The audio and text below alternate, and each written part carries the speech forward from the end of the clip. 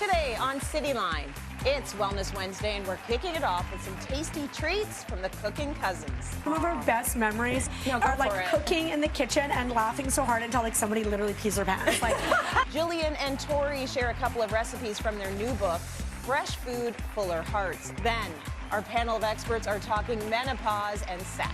You can have your sex life back and it can be better than ever. So open your chakras. Open your chakras. And later, a breast cancer survivor shares her personal road to recovery. I came to realize this is part of my breast health journey, reconstruction.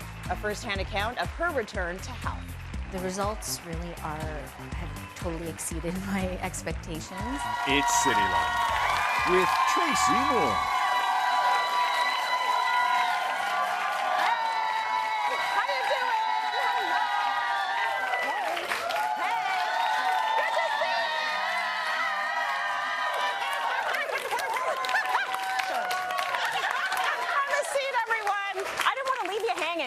Everyone, welcome to Cityline and happy Wellness Wednesday.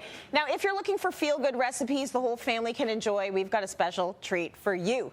Here to share some recipes from their newest cookbook, Fresh Food, Fuller Hearts, are the dynamic duo and cooking cousins, Jillian Harris and Tori Wesszer.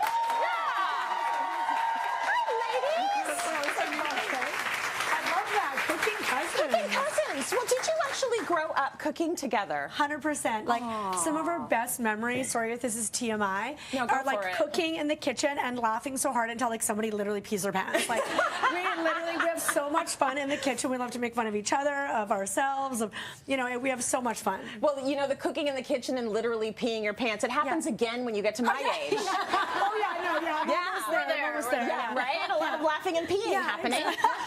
Oh dear, I'm just kidding. It didn't happen.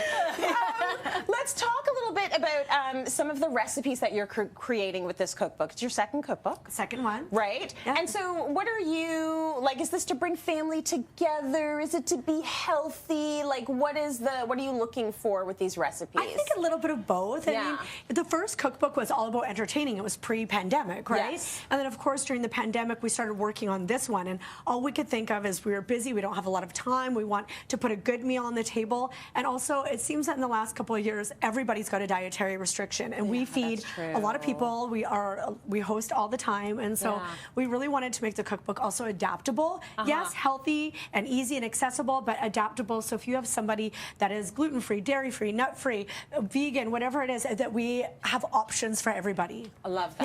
Yeah. Okay, and who's the better cook, Tori? You can be honest.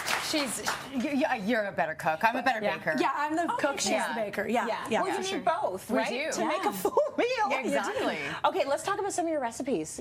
You've pulled a couple from the book. Today we've got two recipes, a dessert and a salad. So this salad, actually, it's got a bit of a story. We did Salad Wars. There's another salad in the book that has these little goat cheese croquettes. I was wondering if those were chicken nuggets or what was going on with those. Yeah, and so we were fighting over who gets to use the goat cheese croquette. So we have the two salads, the beet salad, and there's a grilled Caesar salad that has these croquettes, and they are amazing. If you cannot have dairy and you're plant-based, they've got some really great vegan goat cheese on the market. So you've just got some kale, some beets, some pears, all in season right now. You've got some nuts and some seeds on there, which obviously you can omit if you need to be nut-free. And the dressing is the piece de resistance, I would say neck and neck with the croquettes. And it's super, super easy and something that you can batch make. Y'all made the croquettes as well. Yes. You made them. We make them. Because I look at something like that and I'm like, well, I'm going to buy these at the store and then I'll make the salad fresh. Yeah, and add the store-bought things to the salad, but you can make those easily. Legit. You just take the goat cheese, you make it into little patties, you pop it in the freezer until they turn into little pucks. And then you drench them in I think this one is eggs, but you could use, what do we do this one? This is a panko coating. Panko coating. It's so simple. And then you fry them. You fry them just like a little chicken finger, I guess, right? Okay, all right. And then you put them on your salad, and you can have them warm or cold. They are just delicious either way. So we've got mayo, lemon juice, a little olive oil. Honey. Oh, honey. Wait a second. Honey. I won't say no to olive oil either. That's why there's both of you here, right? It takes two. It takes two. And then we've got regular mustard and Dijon. This dressing also, speaking of chicken fingers, I would leave the lemon out of this, right? That's your honey mustard. If you do exactly, so if you it. and it's so amazing for dipping sauce for the kids. I bet. A very kid-friendly dressing. Well, let's talk about the kids for just a millisecond while you put that dressing on. Tori, how old are your kids? 7 and 11. 7 and 11, and Jillian, yours are? 7 and 5. 7 and 5. Yeah. That's fun for the cousins, though, huh? Picky eaters, Tori? Yeah, so I have one picky eater and one non. My older one went through the picky eater stage, and I'm like, there's light at the end of the tunnel. So he is through it, and he now eats everything, and is like such a foodie. And then my 7-year-old is still in the trenches of picky eater. Yes. And that's lots of fun. So everything yellow only or everything brown? Well, it really depends on the day. Just to keep it interesting. Yeah, right. Yeah. Why make it predictable when you can Okay, so we're done. Let's do it. Yep. So you just do a little drizzle of the dressing, and you've got your own. Oh my gosh. You've got your own. Are you going to put some dressing on I'm going to dress your salad. Why, thank you. I'm fully going to have one of these little croquettes for sure.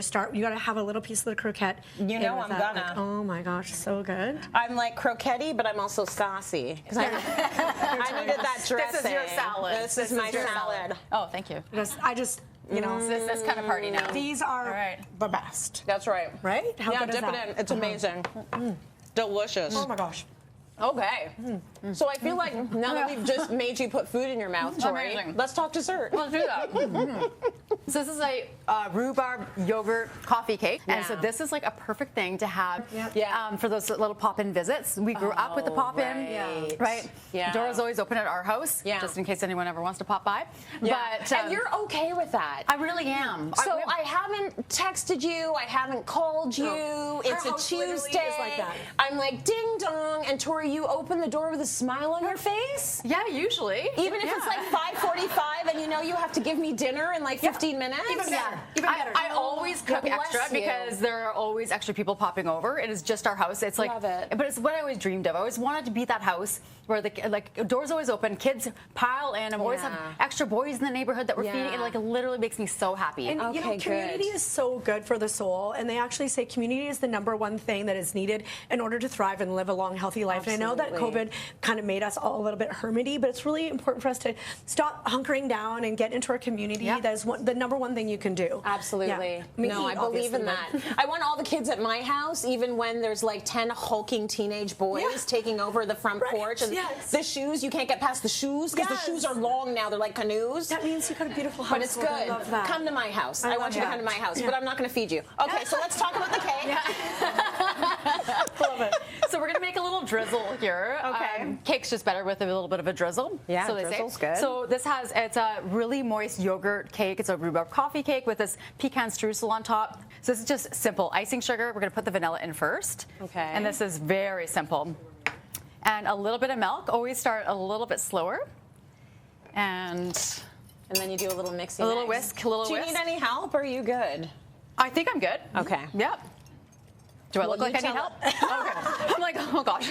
Listen, if it was me, I always will take the help. I mean, you're welcome to if you want to do this. No, you've got it under control. What's that? Oh, It's coming together so nice. Yeah. This cake is so good, and like Tori says, you can make it ahead and freeze it. This is great for the kids' lunches as well. Right. It's not too sweet. It's super tart. What I love about the rhubarb is you can grow it yourself. Super easy, like foolproof. Yeah. But also you can buy it frozen, so you can make it anytime. There's something to be said, though, for using the fruits and vegetables that are in your area and grow there naturally, as you said. Like, that's a natural thing to do. So why not use the recipes that make sense with that? 100%, especially even something like this. You know, beets in your garden, local pears. We can all grow kale in our garden. Like, it's really incredible. Something like this you could make totally from your little radius of Yeah. So if you want to just drizzle that on, we're all at a time. Yeah. We're all at a time. Oh, okay, yeah. Oh, we could be here all day, Tracy. Yeah, I know, right? Listen, I want to give a big thank you to both of you for all of this. I particularly like your message about community. It's what we need. So Jillian and Tori, it's been an absolute pleasure. And audience, we've got a surprise for you. The Cooking Cousins want you to have fresh food ideas and fuller hearts. So you're all going to go home with a copy of their cookbook. It's beautiful. We're headed to break. Lots more Cityline after this. Stay with us. Thank you. Coming up, menopause affects us emotionally and physically, but we don't need to deal with it alone. First, I had to admit it to myself, the dark places that my mind had been taking me, and then also just muster up the courage to share that. Cityline's Wellness Wednesdays is brought to you in partnership with Jamieson Vitamins. For over 100 years, we've proudly put quality and pure ingredients first. Jamieson is here for your health. Welcome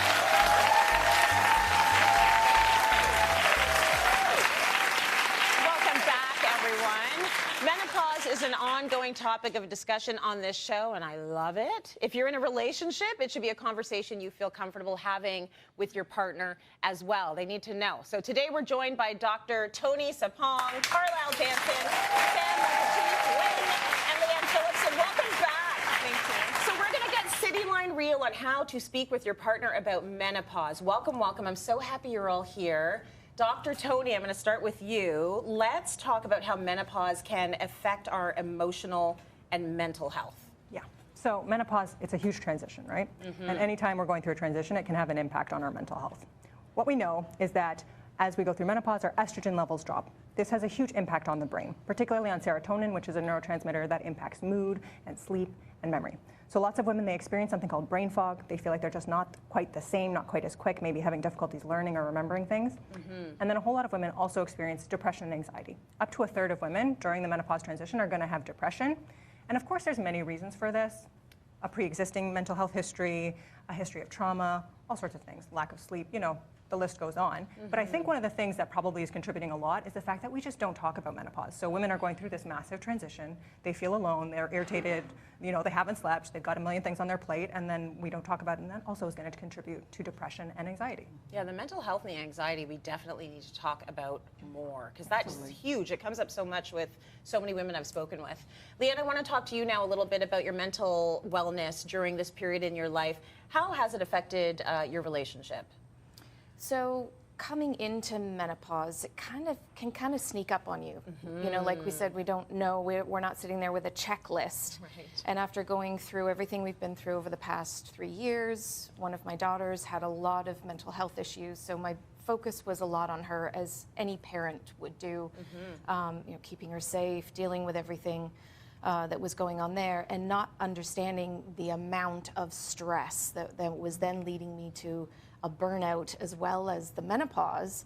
And then also, oddly, as I kind of just keep doing things and I'm super, super busy, it was during a conversation, an interview on my podcast, where a colleague was talking about mental health and hormones. And she said, you have to watch the ones that are always so busy, because they're the ones that are not stopping and wonder if they're hiding something.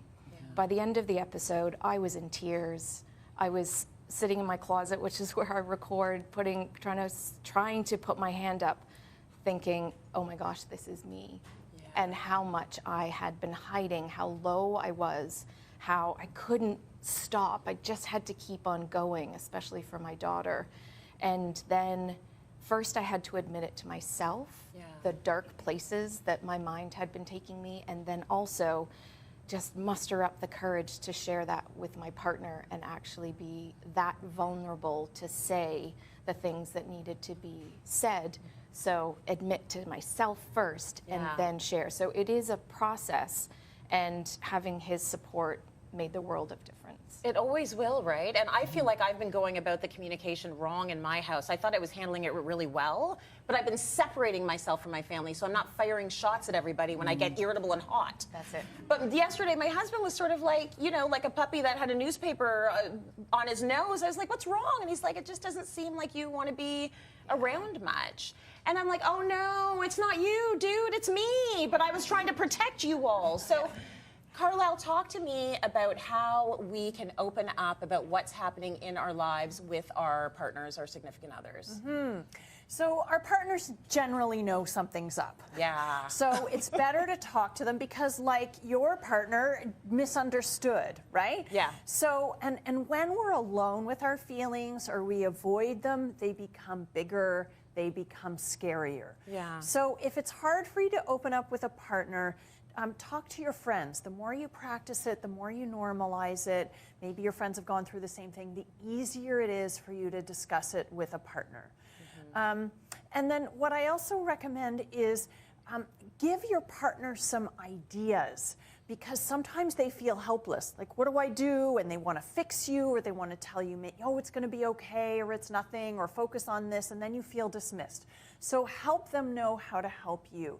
I need a hug, or I need you to ask me what kind of support I need, or we just need to sometimes just sit together and to know that you're here with me and you still love me even though I'm irritable, or things are not so as good as you wanted them to be, or just help me be okay with how I am, and that really helps to get through it.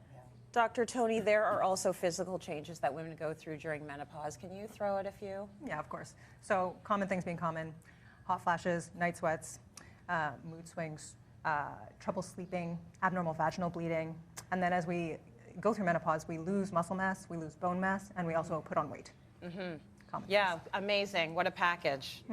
Right? You're welcome.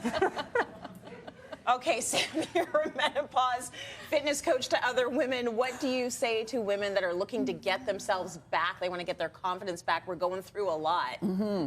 First of all is educate yourself, right? Like, education is key, but because we've all said nobody is talking about this, it's very much a stigma. I mean, I don't know about you, but my mom never even uttered the word menopause, and now I'm looking back and I'm thinking, wow, she's been in menopause for a long time.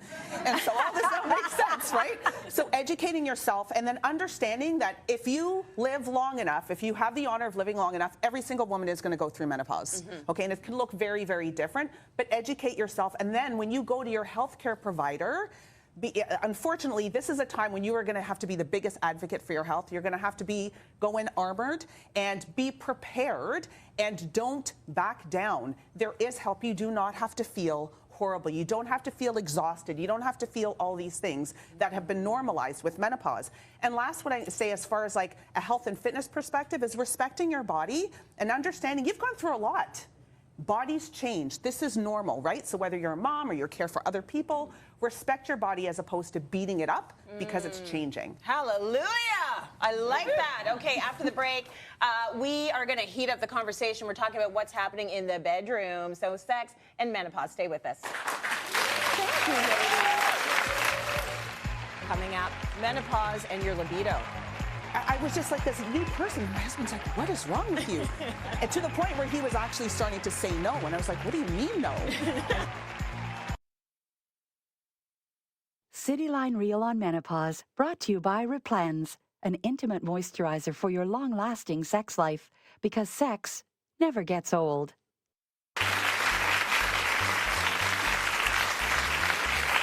Welcome back, everyone. We're getting Cityline Reel on all the changes that happen in your sex life during menopause. So Dr. Tony, Carlisle, Sam, and Leanne are back to continue the conversation.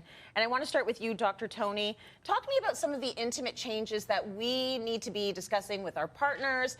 How can we treat them less invasively? Like, what's happening in our bodies? One of the most common things is vaginal dryness. Estrogen drops off, it decreases the blood flow, natural lubrication drops off. This can make irritation, burning, pain during sex, pain just at baseline. So, same way when you have dry skin. Get a vaginal moisturizer, ladies. There's many different options. Replens is one of them. Could use even something like coconut oil or shea butter. If those do not work, talk with your family physician, because there are topical estrogens, menopausal hormonal therapy, great option if that's all not working. So at what point should women speak with their doctor about vaginal dryness? Yeah, so I would say specifically if you are having any amount of vaginal bleeding after menopause, particularly 1 year after the final menstrual period, you need to talk with your doctor. If the irritation is not being helped with a moisturizer, I would say talk to your doctor. There's other conditions like in sclerosis, even vulvar cancers, like you don't want to miss something. So if you haven't ever spoken with your doctor about it, I would encourage you to. Okay, good stuff.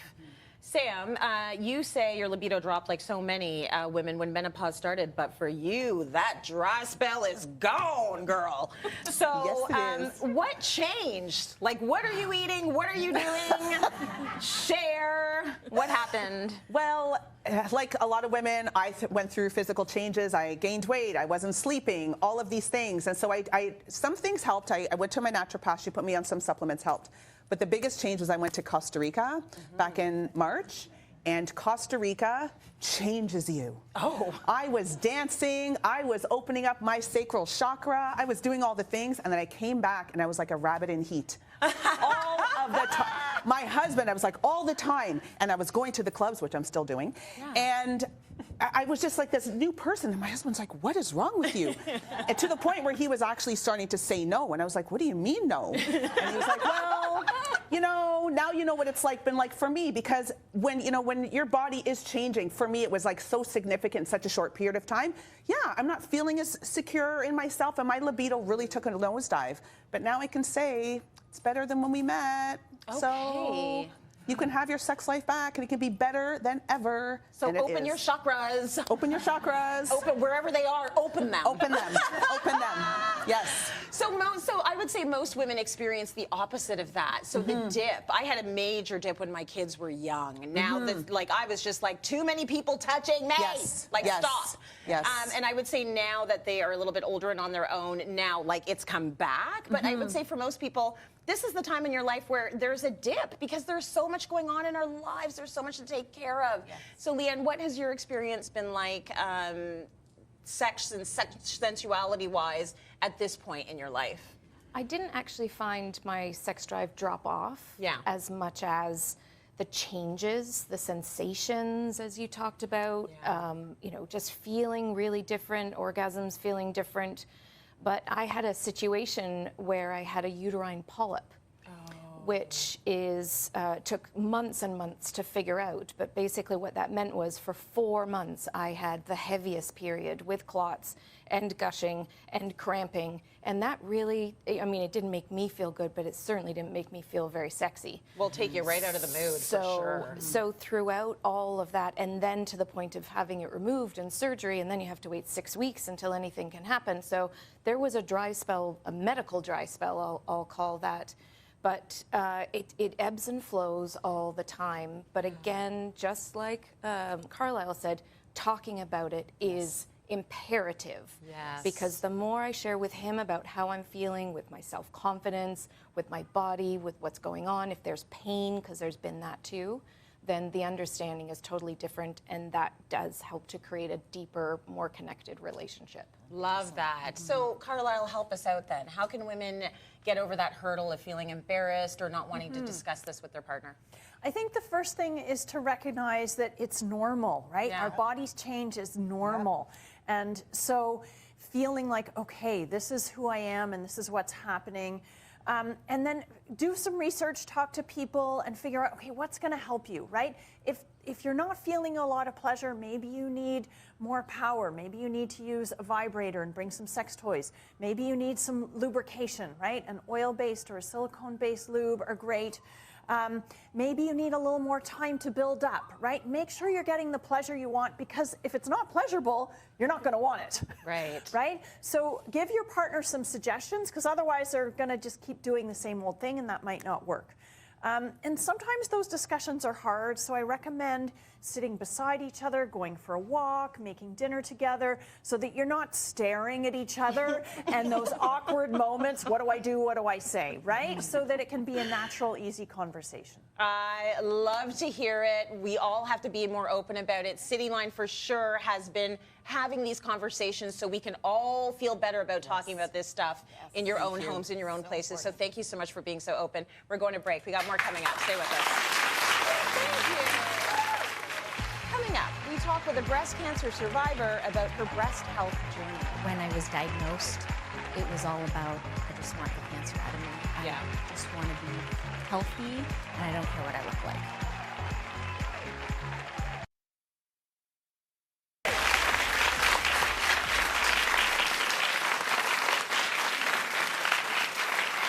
Nice looking audience here today. Welcome back.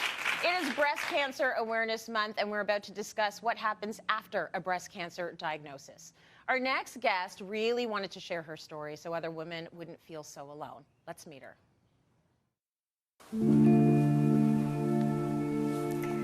Hi, I'm Nicole Griffith, and this is my breast cancer journey. I've been around kind of cancer because I grew up with my grandmother. She had, in one breast, had a mastectomy.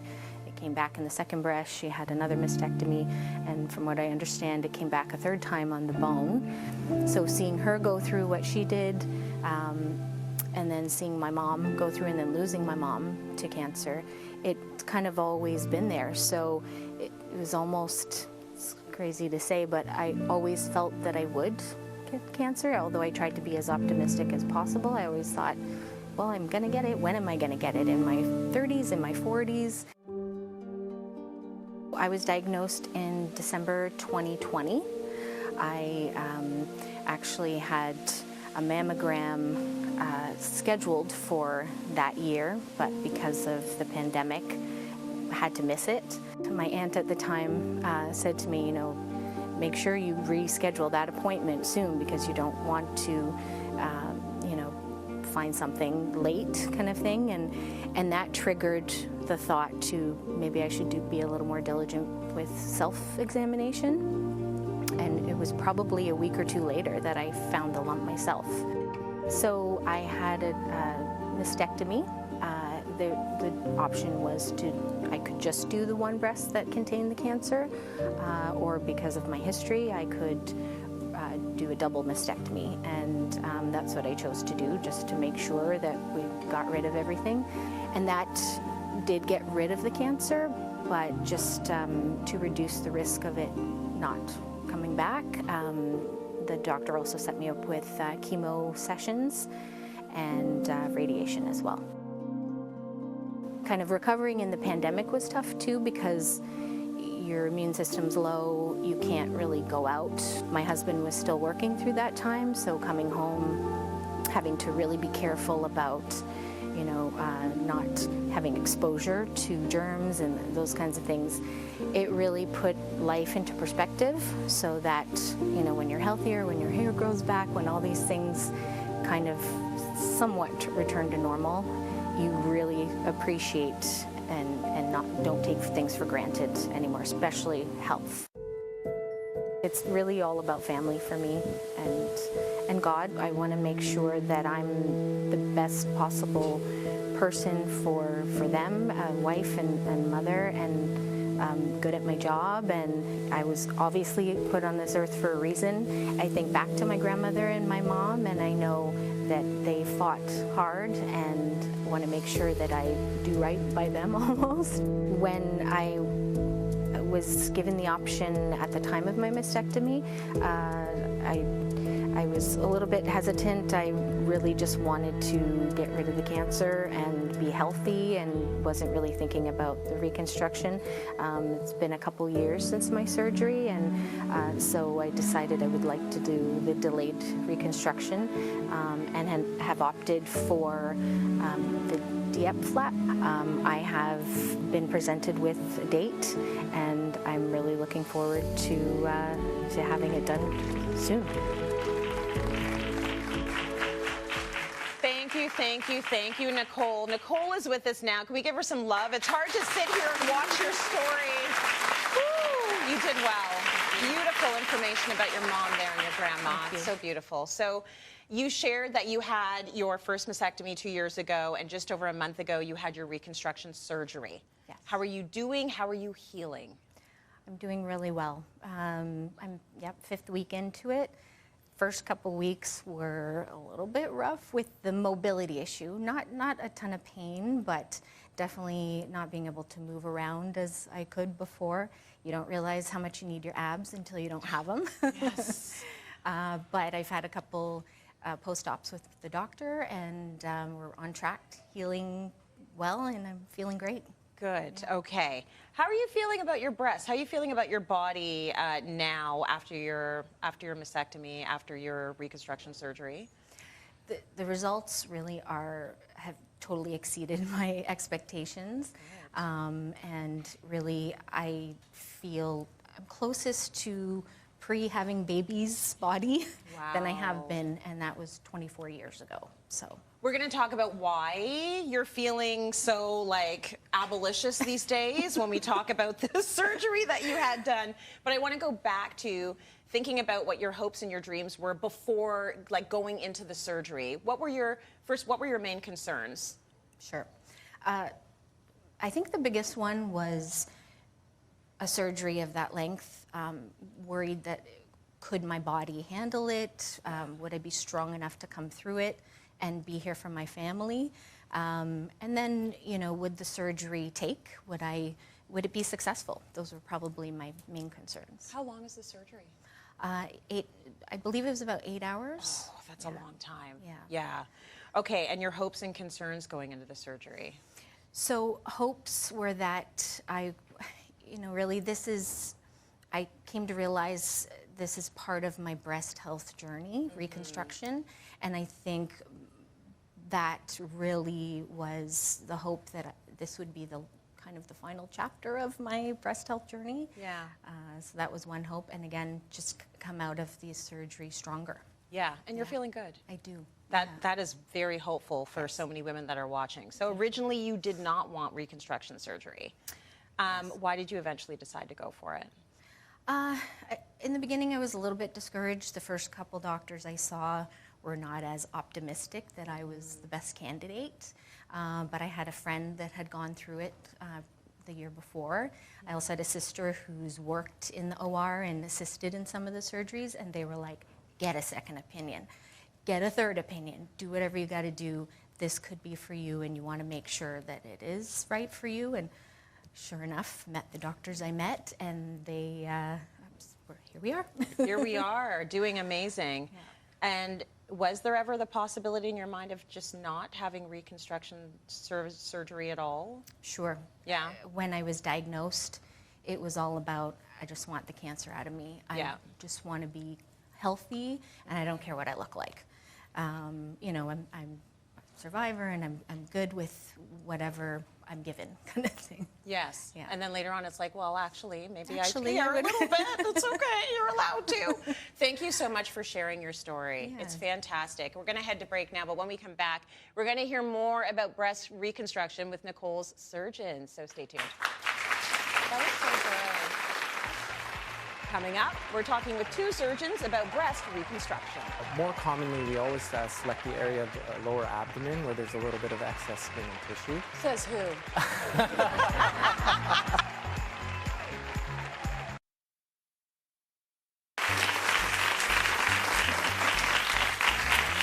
Welcome back, everyone.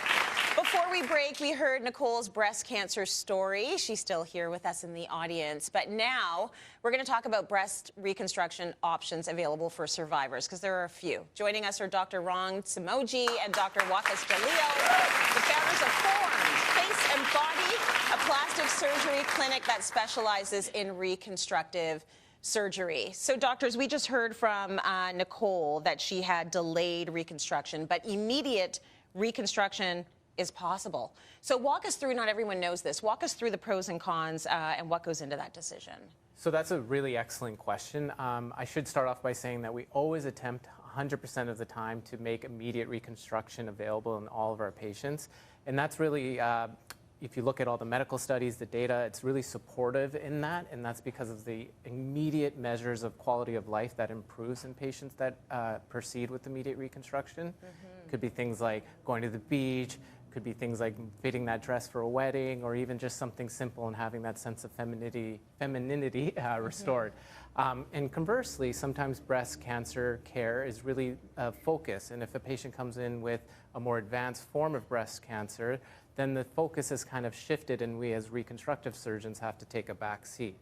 And so we always encourage patients to come back after their cancer has been cleared and they're disease-free to entertain delayed reconstruction. There's still pros to that. People oftentimes are in a better headspace. They feel like they're disease-free. They feel like they're ready to take this journey on. And then also, more importantly, it's an elective surgery, so they can use that timeline to fit around work events, schooling, or anything related to the kids. Good. Okay. Now, what goes into the decision? Yeah, I mean, you can imagine the decision being incredibly difficult for a woman that's just been diagnosed with breast cancer to now decide, learn all about the treatment, learn about reconstruction, think about what life is going to be like after. And traditionally, that decision was made by the patient going to all of the different providers, surgeons, the medical oncologist, radiation doctor, all these different people, and then I guess sitting at home and trying to figure out how to make that decision, and it's a really tough one. You know, things have really changed, really for the positive now, where we have this multidisciplinary approach to looking after breast cancer. So today in centers like ours in Toronto, where we look after a lot of breast cancer patients, we sit with all of those other doctors and discuss every case. So, and we do that with the patient present in many cases. And so all of the information is provided at the same time so that patients can weigh the pros and cons, ask their questions, and make a decision that really fits, their life and, of course, their cancer. Yeah, there's so much information coming at you and in such a tiny time frame to make these decisions. That makes a lot of sense. So the options for breast reconstruction have definitely come a long way. Nicole went through DIEP flap reconstruction. Can you explain what that is, how that works? Yeah, so we as plastic surgeons think of ourselves as creative and artistic types. So we're always looking for different areas of the body that we can use and create something amazing. More commonly, we always select the area of the lower abdomen where there's a little bit of excess skin and tissue. Says who? Sometimes. Prove it. So we take that tissue and we mold and we sculpt and we create a new breast out of it. Now, it doesn't happen by magic. We still have to use a surgical technique called microsurgery. And usually with that tissue that we do transfer up to the chest, it comes with a tiny little blood vessel. And that's where the microscope comes in and the magic happens, where we connect it underneath the microscope to bring it back to life. How long has that been going on for, that surgery? It's been going on for quite a bit. It's advanced every single year. It used to be called a tram flap. Now it's called a DIEP flap. And the DIEP flap's been popularized for about 10 to 15 years. Okay. So from a surgeon and patient's perspective, what makes this a good or not so great option? So again, complicated, but we nowadays try to put those two things together in front of the patient. So the surgeons will talk about things like how aggressive the cancer is, or what other treatments that patient might need. Do they need radiation? Do they need chemotherapy? What's the timeline for that? So those are the things that we're really concerned about. But we bring the patient in because we need to know, what kind of person are they? What's important to them in terms of their lives? How much recovery time can they tolerate? Does it fit within their sort of overall goals? I mean, some people are, one and done, let's get this over with people, and some people realize that this is a journey and want to take it slow. So it's all of those things together to make that decision. Okay, so Nicole, over to you. Why were you interested in this option? I think I felt using my own tissue was important to me. The one and done of the surgery, where other surgeries are multiple surgeries, and the added benefit of the tummy tuck too was a plus too. And that's why Nicole was saying earlier, you're back to like pre-baby body almost, so you're feeling really good about that situation as well. So DIEP flap isn't the only option. Can you walk us through implants? Because implants, I think, is what most of us know, and what patients might decide, why they might decide to go that route. Of course, it's a super important form of reconstruction, and even in North America, it's still the one that's the most predominant. Yeah. And so with implant-based reconstruction, many patients like it because it does get them back up to normal faster. They're able to resume their activities a bit more normally. With DIEP flap, as you can tell, there's 2 sites to recover from. With an implant, there's generally just 1 site to recover from. Now, there is nuance to it. Sometimes if there are other things that we have to battle, like radiation, we have to add on a procedure such as a latissimus flap, but thankfully that's rare, and so oftentimes the recovery is a bit more straightforward. Okay, all right. And the risks for both, like about the same? Like, are there any, like a harder recovery, I guess, for if you're getting the DIEP flap versus the implants, but do either of them have increased risk to your health? No, they typically are very safe options, but there are more nuances with regards to risk, because with implant risk, there's going to be a whole different set of complications, as opposed to with the DIEP flap, it's going to be a different set. Got it, for sure. Okay, let's talk about access to breast reconstruction. Is this something readily available to all Canadians? Can we all access it? Yeah, so available and access are a little bit different, of course. Thankfully, with all the work that surgeons, even before us and things like this, and women's groups and breast cancer societies, we've advanced to the point where, these surgeries, these procedures are covered by our healthcare system, which is amazing across the country. And there are a lot of surgeons that are trained to do this kind of work in different places. The issue really is access. These are resource-intensive surgeries. If we need implants, those are expensive. Other materials that we use, microsurgery, like Dr. Jalil talked about with DIEP flaps, need microscopes and specialized training and recovery areas. So, you know, these are resource intensive, and that can be difficult outside of major centers. And so, you know, access in major centers pretty good, much better than it used to be. But what we really need is access across the country to everybody. It's actually mandated now that every woman that has a breast cancer diagnosis gets the opportunity to discuss reconstruction before surgery. So at least they can make that educated decision. That's super important, very important first step. Thank you, doctors. Nicole, do you have any advice for women that are in a similar position that you've been in? For sure. As the doctor said, education, get to know your options, seek out, you know, discussion boards, support groups. I had a wonderful support group, women that had gone through it before me, but if you don't, get the information, multiple referrals if you have to, if you're not comfortable with one opinion, but definitely advocate for yourself. And find yourself a husband who's good being on camera with you in the front row. Thank you, Hubs. So nice. Thank you for all of the information. Thank you, doctors. For more information on breast reconstruction, visit our website, cityline.tv. We're going to break. Stay with us. Good information.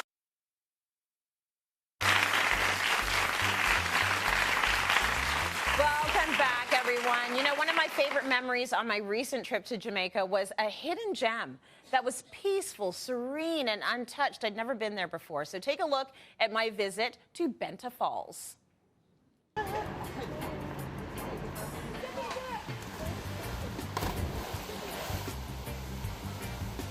This is like a hidden gem in Jamaica. Tell us what Benta Falls is all about. Everybody says we have a beautiful river, so I'm going to invest in the river.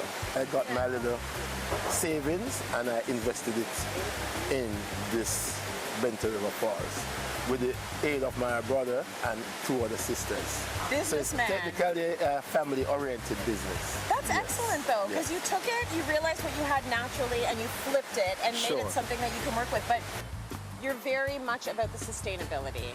We're for the preservation of the environment. We want to maintain what we have, make it natural, keep it natural, and just enhance what we have here. This has been here since inception, from the beginning of time. So we don't want it damaged. We want to preserve it. It's a once-in-a-lifetime experience. I'm telling you.